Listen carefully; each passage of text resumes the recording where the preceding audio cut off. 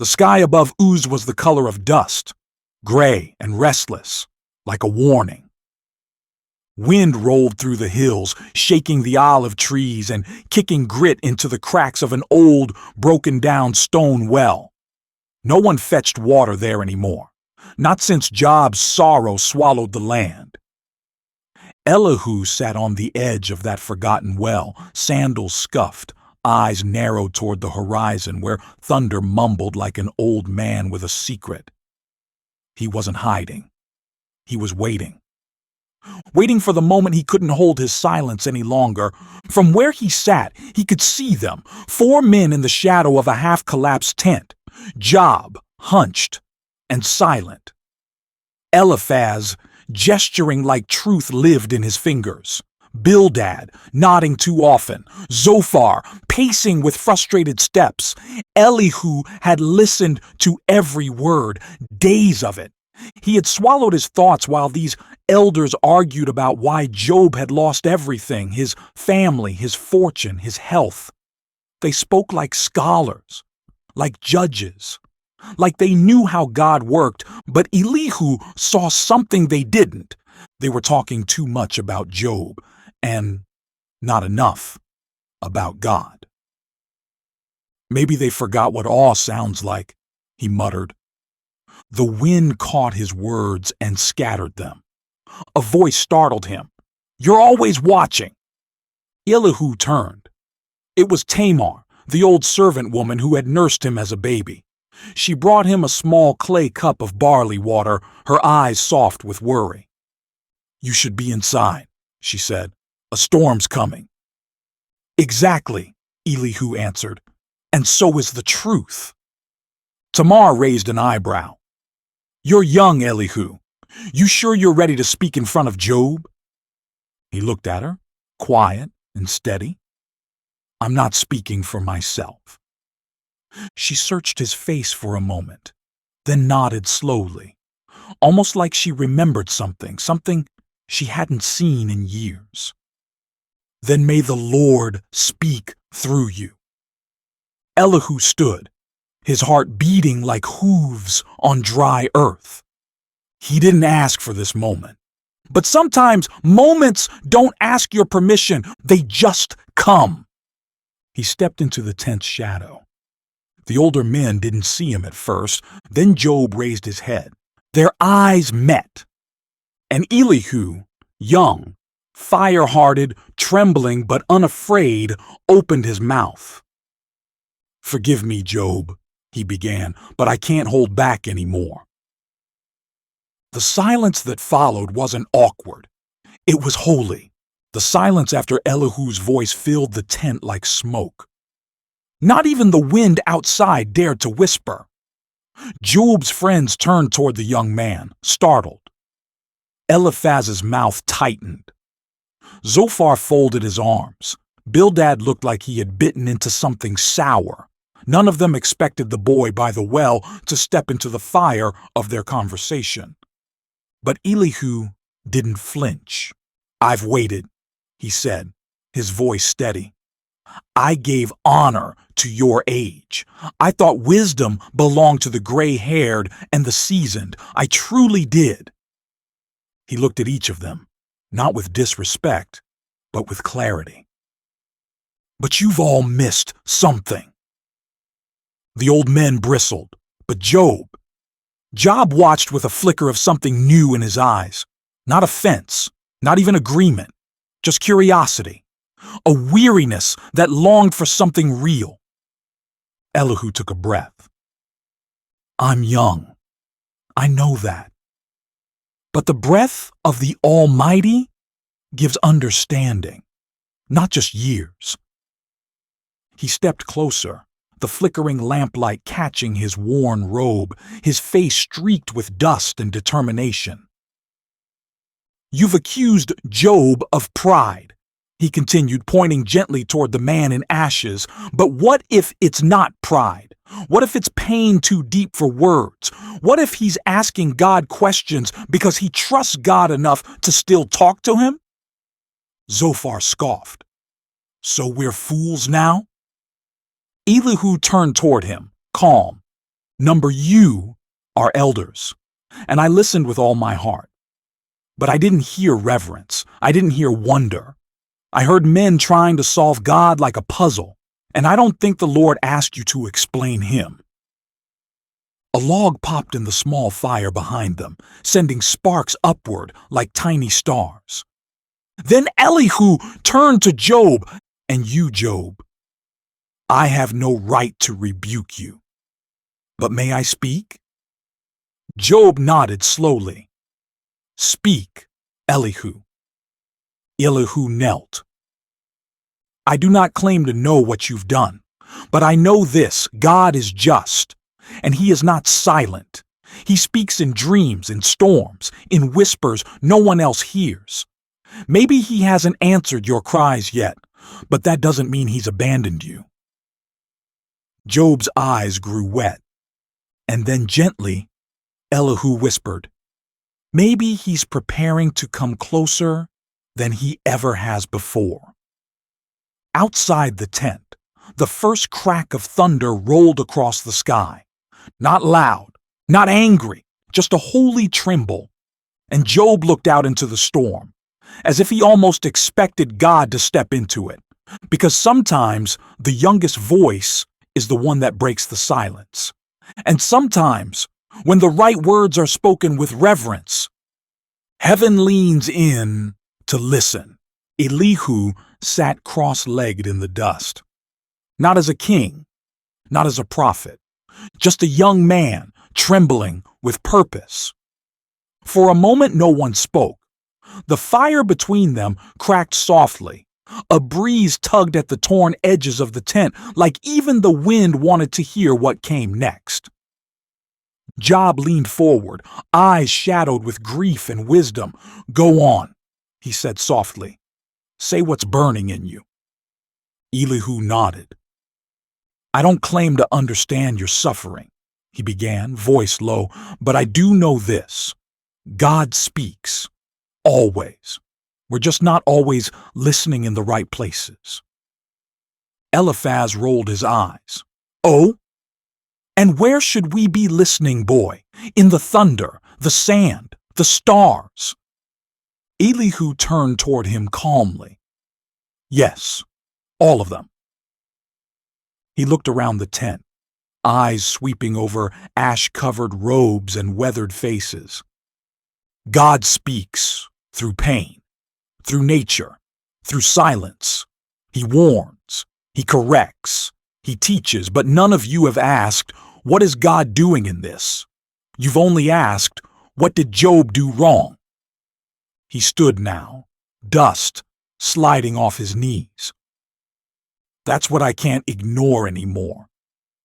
Zophar muttered, bold words for someone who still gets tucked in at night. But Elihu didn't bite.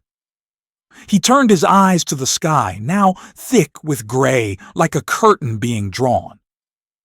Look at that storm, he said, lifting his arm.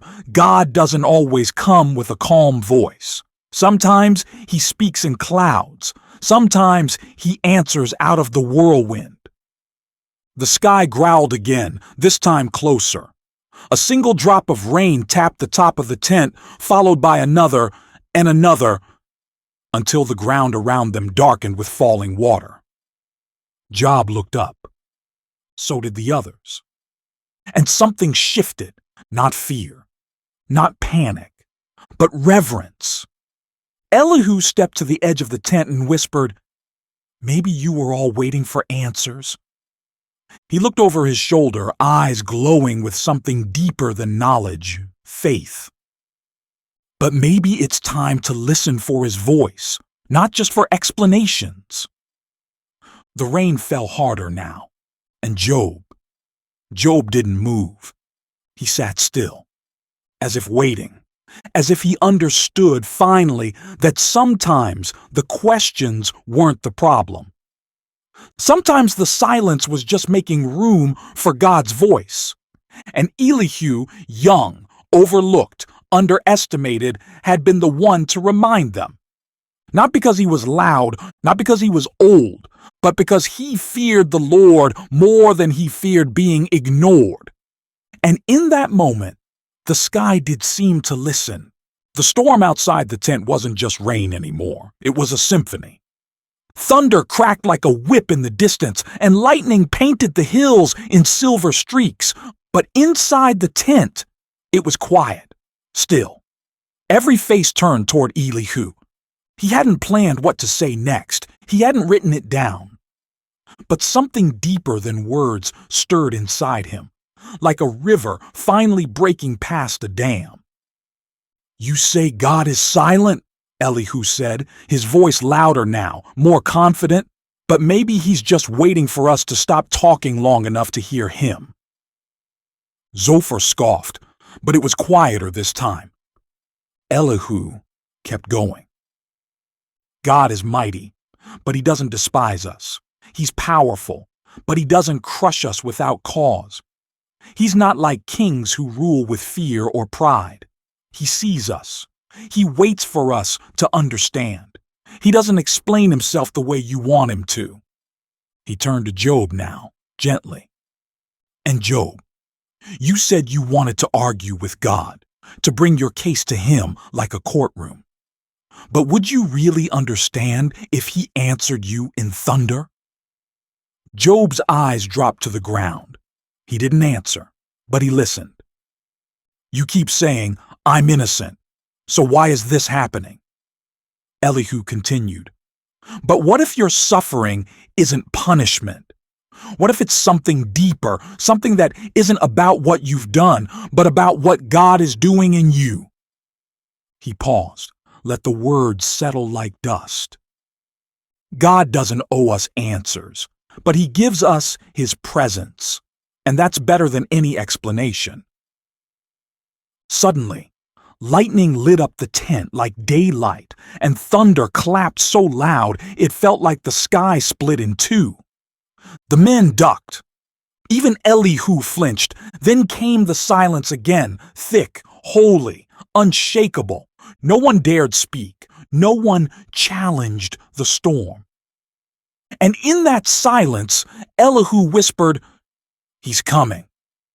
Job looked up. "What do you mean?" Elihu's voice was steady now, filled with quiet wonder. "God's voice is in the whirlwind. He's closer than we think."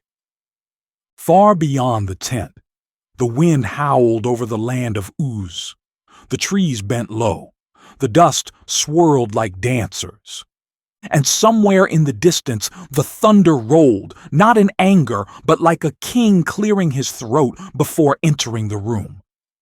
The men waited, hearts pounding, mouths closed, and Elihu stood still like a doorway left open, not demanding, just ready. Because he wasn't the answer, but he had made room for the one who was. The sky outside didn't just rumble, it spoke. It was like something alive had stirred behind the clouds, ready to step into the story. The kind of moment that made even the oldest men feel small. Elihu stood tall, but his knees trembled. "I don't think we'll be the ones talking much longer," he whispered. A wild wind whipped through the broken flaps of the tent. The men grabbed their cloaks. Job's eyes widened. And then, crack! A lightning bolt slammed into the hills nearby, so bright it made shadows vanish. The thunder that followed shook the ground beneath their feet. "Eliphaz," Bildad said shakily, this doesn't feel normal." Elihu didn't answer. His gaze was fixed on the horizon. He stepped outside the tent. The rain hadn't come yet. Just the wind. Just the voice of power getting closer. And then he heard it. Not with his ears, but in his spirit. "Where were you when I laid the foundations of the earth?" The voice wasn't angry. It wasn't even loud. But it was everywhere, in the wind, in the trees, in the sky. Job stumbled out behind Elihu, falling to his knees. The others followed, silent, shaken. Another flash lit the sky, and then the voice came again. Who measured its dimensions and stretched out the line on it?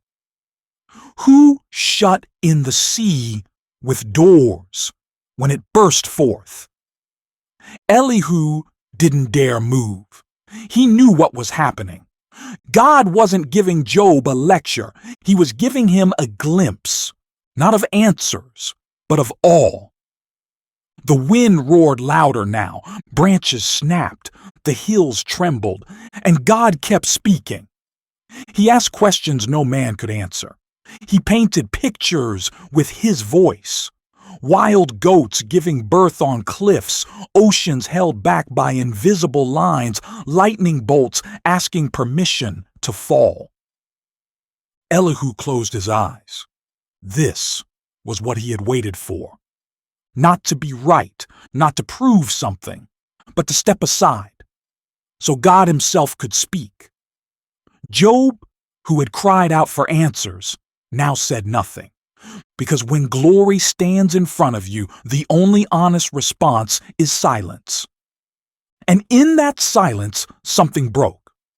Not something bad, something sacred. A wall fell down. A heart opened. And for the first time in a long time. Job wasn't suffering alone. The storm didn't stop, but it changed. What began as power now moved like poetry. The wind still howled across the hills of Uz, but now it felt like it was carrying something holy, something true. Job had collapsed into the dirt, trembling, his face wet with tears, not from the storm, but from the weight of it all. He wasn't crushed. He was humbled. Behind him, the older men didn't dare speak. Eliphaz, Bildad, and Zophar had argued so boldly before, but now they were small, quiet, like students before a master, and Elihu. He didn't step forward. He stepped back. This wasn't his moment. He had said what he needed to say, but now the voice of the Lord was doing something deeper, untangling what no man could fix. Another roll of thunder echoed, but this one was softer, like a father's voice rather than a judge. Will the one who contends with the Almighty correct him? Let him who accuses God answer him. Job lifted his face slowly. His lips moved, but no sound came. Then finally, a whisper. I am unworthy. He buried his face again. How could I answer you? I spoke of things I didn't understand, things too wonderful for me to know. The clouds began to part. A soft light broke through, and in that silence, Elihu's heart burned, not with pride, but with peace. Because this was why he had come, not to win a debate, not to earn a name, but to make space for God's name to be lifted. Wisdom, Elihu whispered, isn't about age or argument. It's about fear of the Lord. Tamar stood near the edge of the hill, watching him with wide eyes. She didn't say a word, but she nodded like she understood. Below, Job lay face down in worship. Above, the clouds swirled gently, less like a storm now and more like a curtain being drawn back. And for the first time in many chapters, peace had entered the story. The hills of Uz no longer shook with thunder. The clouds that had once split the sky now drifted apart like old arguments losing their strength. Sunlight filtered through in soft streaks, painting the ground in golden light. Job had not moved. He remained bowed low, forehead touching the dirt. Not out of shame, but reverence, awe. He had seen the majesty of God not just in the sky, but in his soul. Elihu sat quietly nearby, knees pulled to his chest, staring at the same cracked earth that Job's tears had dampened. Tamar stood behind him, her hands clasped, whispering prayers too soft to hear. The older men were still, silent, in a way that didn't feel defeated, but reflective, as if the storm had shaken something loose in their hearts, too. And then the wind changed again, not loud, not heavy, just a gentle breeze that passed through the valley like a breath. Then, as if time had remembered it needed to move forward, Job sat up. He looked around, not confused, but clear-eyed. And he said one simple thing. I know that my Redeemer lives. The words floated into the air like a banner. Elihu exhaled. Tamar smiled. Even the old men bowed their heads. It was not the end of pain. The past had not been erased, but something in the soul of the land had shifted. The questions were not all answered, but the heart was no longer angry, because truth had stepped in, and the presence of God had filled the gap no argument could. Job turned toward Elihu. You spoke what was right, he said gently. Before the storm came, your words cleared the path. Elihu blinked. I only said what burned inside me. That's all a prophet can ever do, Job replied. They stood. The sun was higher now, and far off in the distance, birds were beginning to sing again, tentatively, like the land itself wasn't sure it was safe to hope, but hope was already growing, right there in the dust. And Elihu, once the youngest and the quietest, had played his part in preparing the way. The valley was still, but Elihu's heart beat with quiet fire. He didn't stay in Uz. There was no need. Job would be restored. Elihu believed it before it happened. He didn't know how, or when, or what it would look like, but he had seen it in Job's eyes. God had not only spoken from the storm, he had stayed. And when God stays, healing follows. Elihu wrapped his outer robe tighter, stepping through the dusty field as early light crept up from the hills. The earth was soft beneath his feet now, not cracked and angry like before. The wind had a different sound, like peace humming a melody only the faithful could hear. Tamar called after him once, Where will you go now? He paused at the edge of the path, wherever the next silence needs breaking. She smiled sadly. You always had that fire, even when your voice was small. Elihu turned. Truth doesn't need volume, it just needs timing. He walked on. Not because he was fleeing, no. Elihu wasn't the kind to run, he was sent. God had placed something inside him, not just a voice, but discernment. A sense of when the moment needed to be pierced by clarity. It wasn't pride. He wasn't better than the elders. He hadn't lived more life. But he had feared the Lord more, and that had become his insight. Wisdom, he had once whispered to Tamar as a child, isn't just what you know. It's knowing when to speak and when to kneel. Now, on the path out of Uz, he was learning the second part. He reached a ridge before noon and looked back one last time. Job's tent was small from here, just a blur in the brown and green patchwork of the valley. But Elihu didn't feel small. He felt placed, as if God had tucked him into history at just the right moment. A shepherd passed him on the trail, nodding. You coming from Uz? Elihu nodded back. Yes. Is it true what they say? That the sky split open? That a man saw God? Elihu didn't boast. He didn't tell the tale like a legend. He just said, God spoke, and someone finally listened. The shepherd blinked. Must have been something to see. Elihu smiled softly. It was something to feel. And then he kept walking, toward the next broken place, the next aching silence, the next place where people forgot how holy God truly was. He was not famous, not yet, But heaven knew his name, and sometimes that's the only audience a faithful heart needs. Days later, Elihu found himself in the village of Enak, a humble town surrounded by fig groves and wandering sheep. The people were kind, but weary, their faces carved by years of drought and disappointment. Rumors had spread from Uz about a man named Job and the voice of God breaking through the whirlwind. Some believed it, others didn't.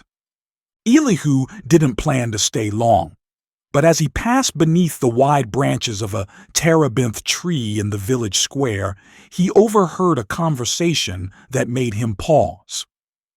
"I tell you," an older man said, his voice firm, "God punishes the wicked and blesses the righteous. That's the way it's always been."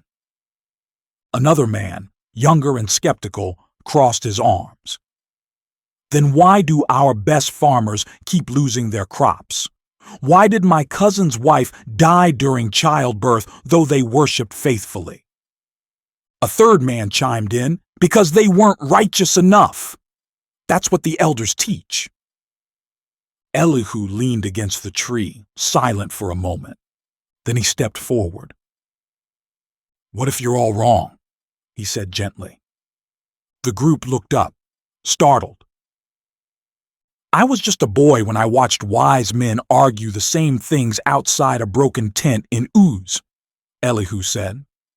"They meant well, but they talked more about justice than about God.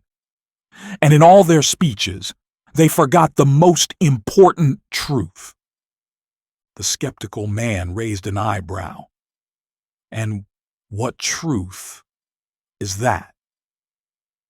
"That God's ways are higher, and his purposes run deeper than our comfort or pain. He is not a merchant, trading blessings for obedience. He is a father.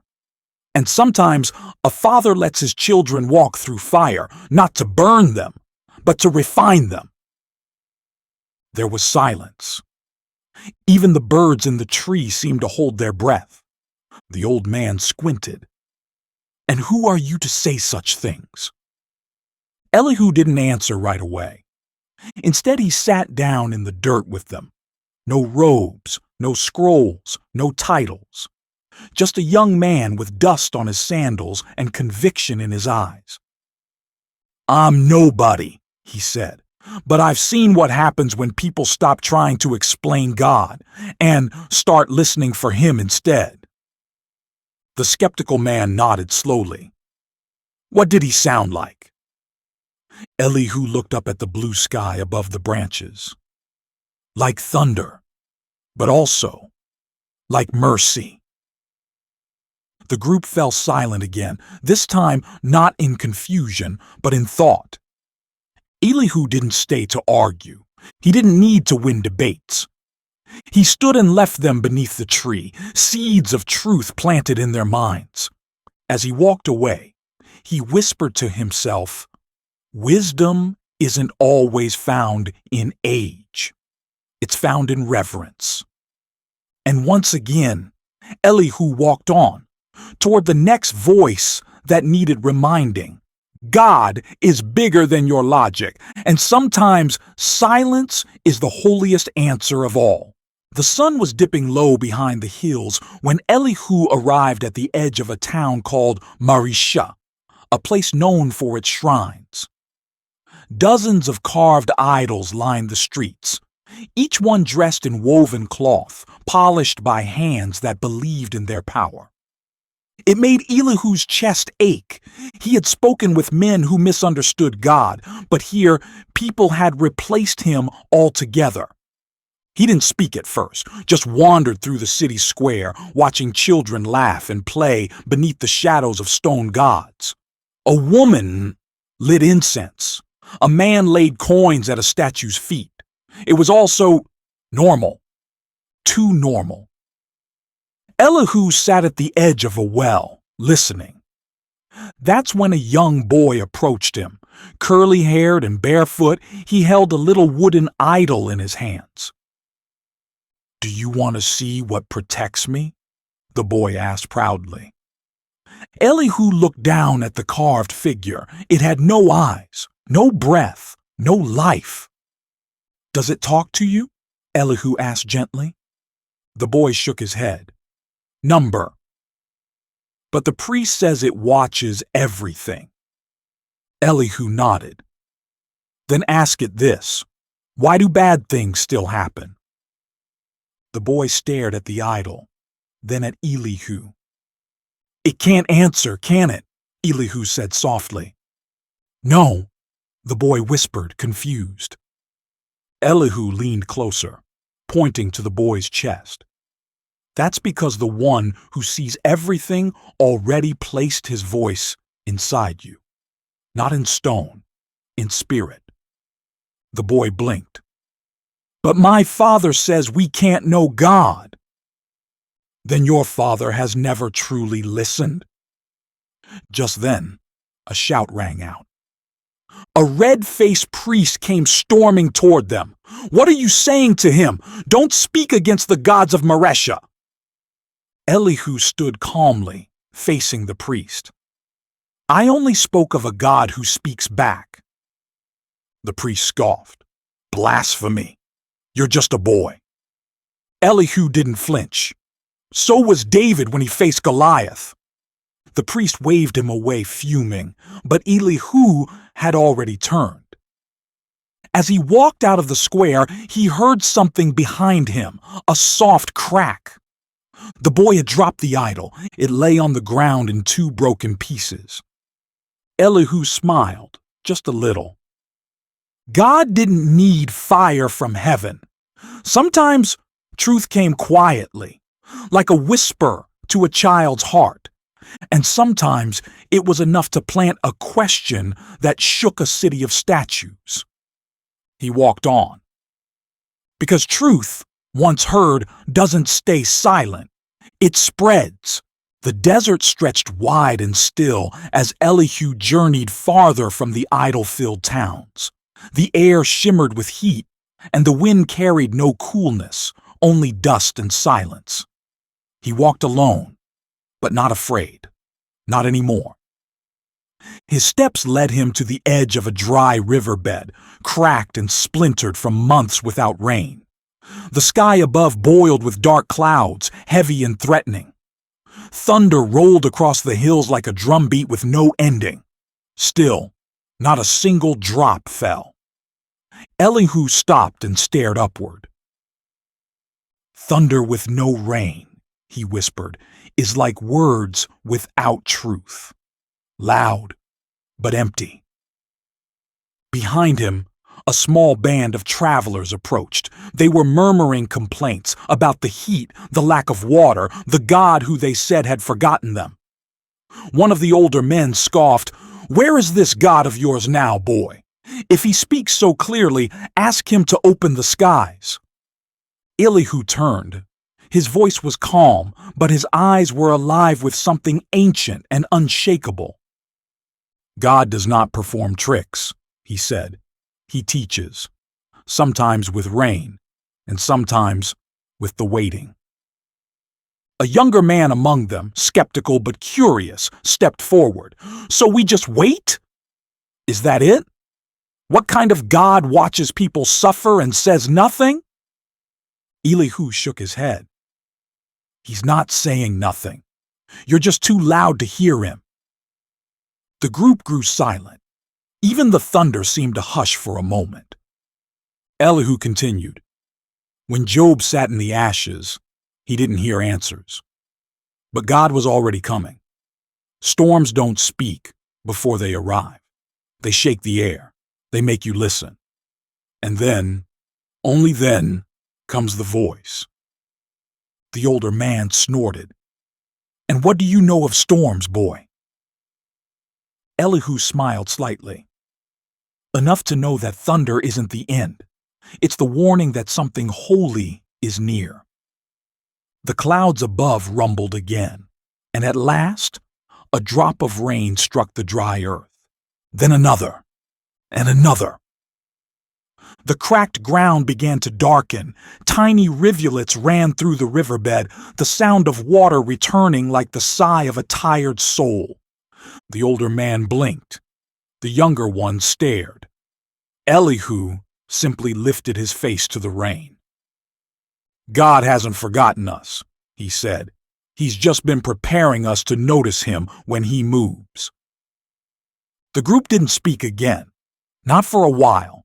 They just walked, quieter now, softer.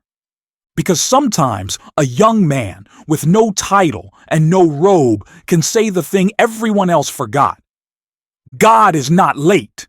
He is just exact. And he always shows up when it's time. The next morning, the land around Uz smelled like fresh rain and clean stone. The dust had settled. The heat had lifted. And the skies, once heavy with thunder, now stretched wide and blue above Elihu's head.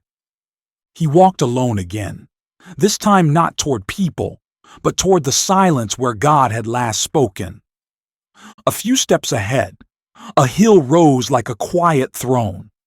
It overlooked the ruins of Job's land, the fallen house, the empty pastures, the charred edge of fields once full of life.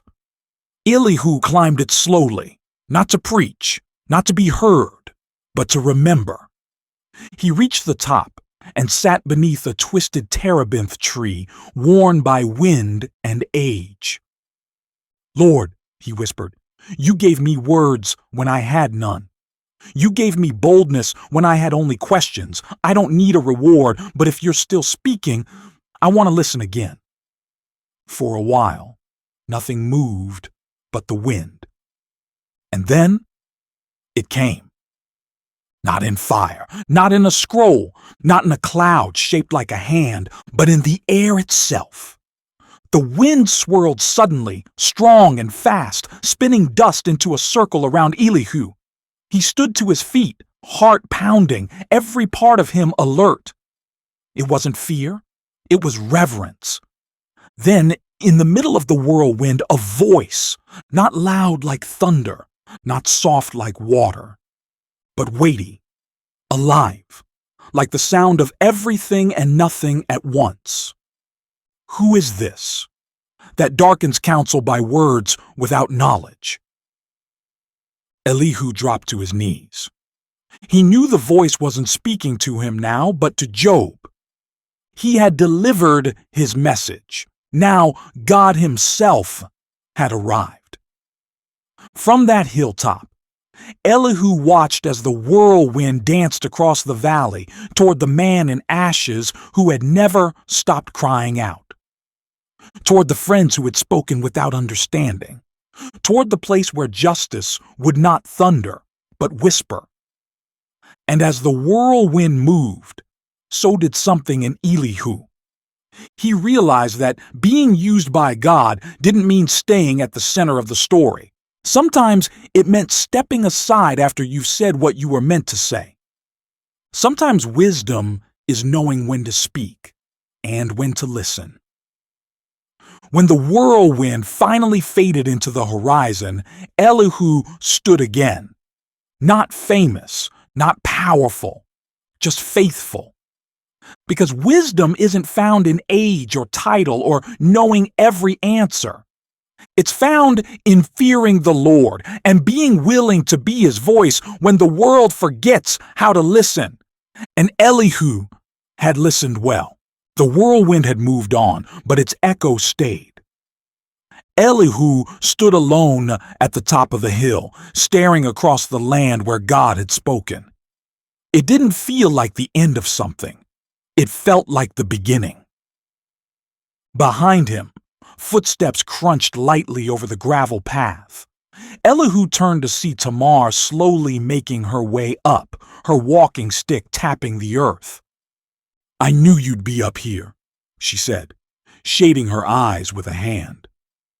Elihu smiled softly. "I needed to see where it ended." "Where it began, you mean?" She settled beside him under the terebinth tree. The wind had calmed. The sky once bruised with storm, was now brushed with light. "Did he speak to you again?" Tamar asked. Elihu shook his head. "Number." But he didn't need to. He already said everything that needed saying. Tamar nodded.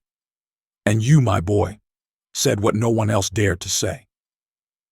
Elihu didn't puff his chest or grin. He looked out over the valley and said quietly, "I only said what was true."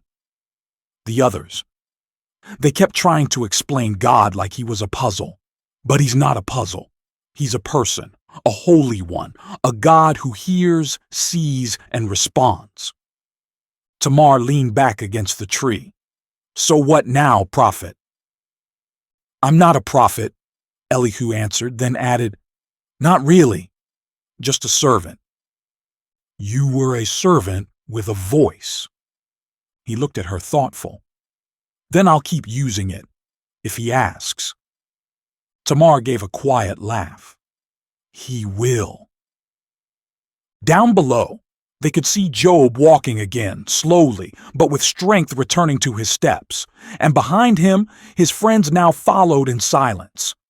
Something had shifted. Humility was replacing pride. "God is restoring him," Tamar whispered. Elihu smiled, eyes moist. "And he's showing all of us that he was never absent, only waiting." The next season brought harvest. Golden wheat bowed in the breeze, olive branches stretched wide with new fruit. And in the fields outside Uz, the hum of life returned, not just to the land, but to the people. Word had spread. Job's fortune was restored. Twice what he had lost. His family grew again, his house was rebuilt stronger, and his friends, those who had once spoken with arrogance, now walked with a gentler step. But Elihu? He had gone quiet again. Not out of fear, not from shame, but from wisdom. Because Elihu knew something that many missed. Those who speak for God don't need to always speak. Sometimes reverence sounds like silence. Sometimes worship looks like stepping back so God's glory can stand tall on its own. He didn't try to follow Job. He didn't build a school or claim a title. Instead, he traveled the edges of the land, listening, watching, waiting for the next moment truth needed a voice. One day, a boy in the village asked him, "Are you the one who rebuked Job and his friends?" Elihu smiled. "No," he said, "I'm the one who reminded them who God really is." The boy tilted his head. "So, what do you do now?" Elihu looked at the sunrise stretching across the fields and answered, "I stay close to God, and when it's time to speak again, I'll know." Because wisdom isn't just knowing what to say, it's knowing when to say it. And for the rest of his days, Elihu lived not for recognition or power, but for the honor of pointing others back to the awe of God. The God who had spoken from the whirlwind, the God who saw Job, the God who still speaks, even to the young, even to those no one expects, even to you.